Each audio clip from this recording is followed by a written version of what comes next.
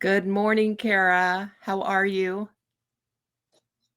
Good, Nancy. How are you? Nice to see you. Always good to see you.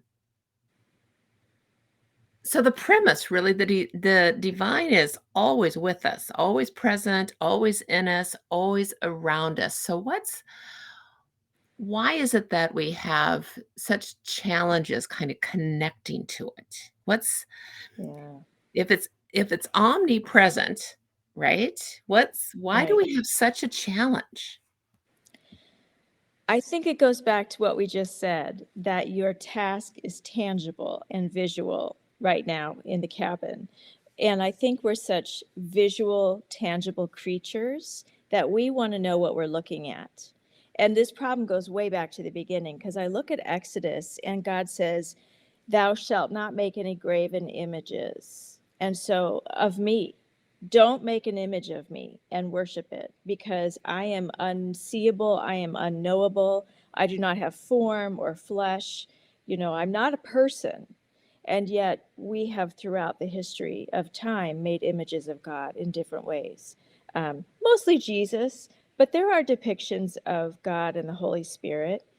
And usually they look like us, you know if we happen to be Caucasian, they look like Caucasians. If we happen to be Asian, they look like Asians, because we're just so, I don't know, self-focused.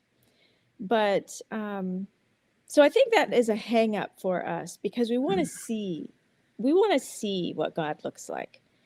So some of my favorite depictions of God and the Holy Spirit are ones that are completely counter to my intuition. For example, there's a movie out there that we don't need to get into, but it depicts God, Jesus, and the Holy Spirit. And God is an African American woman. The Holy Spirit is an Asian woman, and Jesus is a Middle Eastern man, which of course is accurate. But it just kind of shakes up the foundations of who we imagine God to be. Let's talk about the God within, the Christ-like consciousness in all of us, Mm-hmm. and recognizing that in somebody else. Um, what about that, and why is that so hard?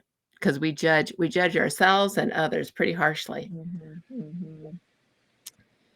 Sometimes I think that is a byproduct of what we've been taught growing up from our faith. It's a judgmental God.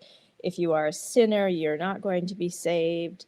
I think that there is that element there. I was not raised in that way, faith-wise, which I'm so thankful for. There was always grace. There was always forgiveness. God was a loving God, an all-inclusive God. But I do think for some people, there is that self-condemnation because we fall short. But if we can realize that, we all fall short, it's a human trait. And hopefully, what that does is make us a little bit humble and realize that, we can do the best we can. We can work every day to our utmost capacity, and we will still miss the mark at times, like we talked about last week. And if we're doing that, probably others are doing that too. So, I think that we've got to see God within us in order to forgive ourselves, and to be able to forgive others and to love others and to see the divinity within them. And that's promised. God has promised to be in us.